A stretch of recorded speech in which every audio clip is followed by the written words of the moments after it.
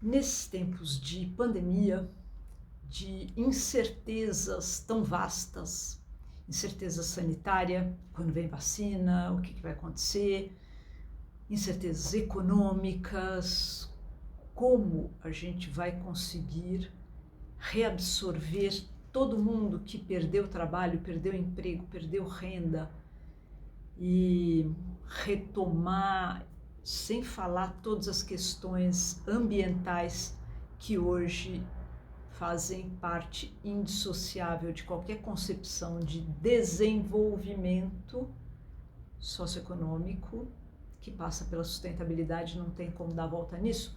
Bom, nestes tempos de tantas indagações, eu fico pensando o que o Queitona perguntaria num levantamento que ele fizesse agora.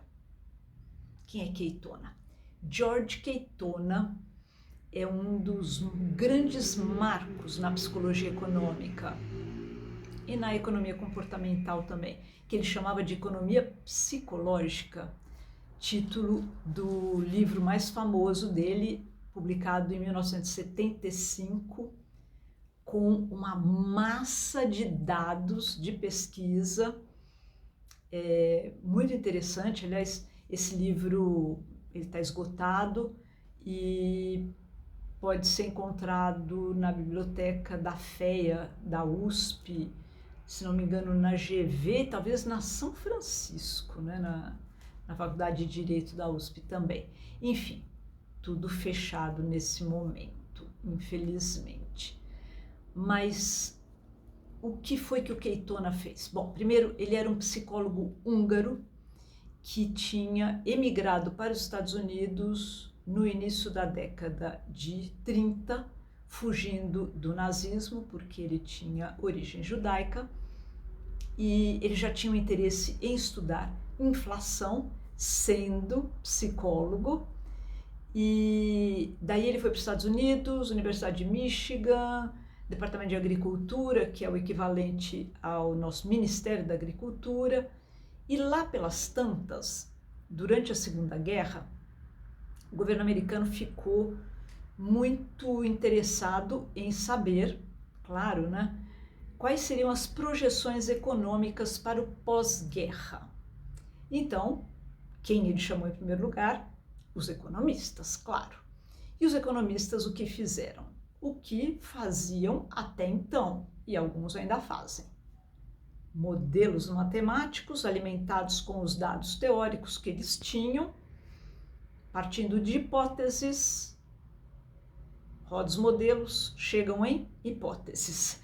Eu estou citando aqui colegas psicólogos econômicos que fazem essa crítica à economia tradicional. Parte de hipótese, roda no modelo e chega em hipótese. Quer dizer, nunca verifica a hipótese. Isso está mudando agora com o advento da economia experimental, que vem botando os economistas em jalecos brancos, né, levando para os laboratórios, mas não só os laboratórios. Bom, fecha a pequena digressão. Não, antes de fechar, quando o nosso querido Kahneman ganhou o prêmio Nobel, ele justamente dividiu com o Vernon Smith, que é um economista experimental. E os dois prêmios naquele momento, em 2002, causaram estranheza entre os economistas. Economista comportamental, não, economista experimental, como assim, né? E bom, e o psicólogo então ganhar o prêmio Nobel, Kahneman, vários infartaram. Bom, agora sim fechamos aqui o parênteses. Mas o que o Queitona fez? Pelas tantas, essa questão do governo chegou para ele e ele falou: gente, não é melhor perguntar para as pessoas o que elas pretendem fazer com o seu dinheiro? Porque os economistas haviam previsto hecatombes, né? Vai ter uma recessão, ou talvez até uma nova depressão, como tinha acontecido na década de 30, né? Lá nos Estados Unidos, em grande parte do mundo também. Porque eles diziam que as pessoas iam entesourar o seu dinheiro com medo depois da experiência da guerra. Baseados em quê? na revista Capricho. Não, baseados em hipóteses que eles tinham, mas não foram verificar, né? E o Keitona, ao contrário, elaborou um vasto questionário sobre expectativas, crenças, valores, atitudes das pessoas com relação a dinheiro e botou o bloco na rua. Uma amostra grande também, os pesquisadores treinados para entrevistarem as pessoas, elas iam respondendo, e o que ele descobriu? Foi completamente diferente dos economistas. Ele disse que as pessoas estavam, sim, muito dispostas a gastar dinheiro, porque não aguentavam mais aquela vibe da guerra e queriam comprar bens duráveis, comprar casa, comprar automóvel, enfim, elas estavam com a cabeça no pós-guerra e vamos à forra. Vamos abrir outro parênteses? Como dizem por aí, é muito difícil fazer previsões, principalmente sobre o futuro.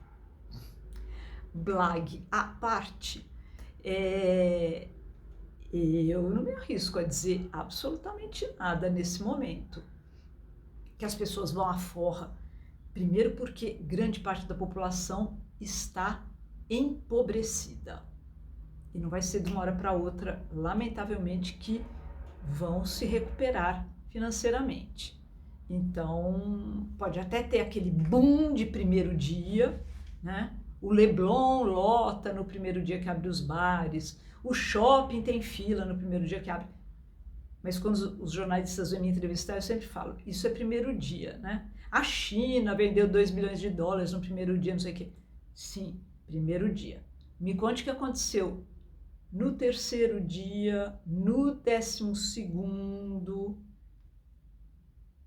do que se diz onde as coisas já estão voltando a abrir, mesmo que parcialmente, é que está tudo vazio, né?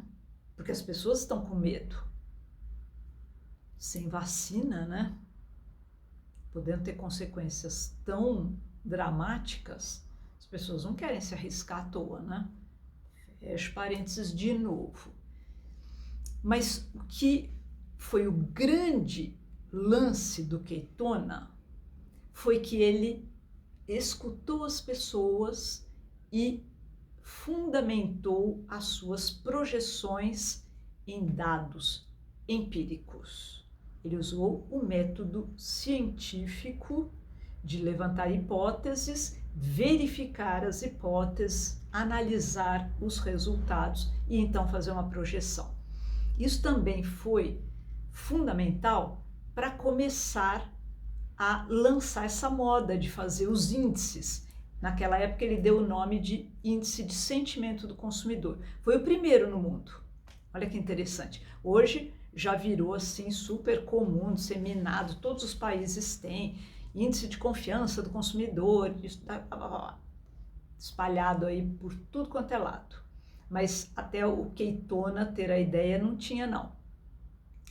Então, com justa razão, ele é considerado um grande divisor de águas para a psicologia econômica também, que depois dos estudos dele, então, passa a começar a funcionar de uma outra forma e tem um início gradual, mas que foi o começo do boom dos estudos na interface psicologia-economia.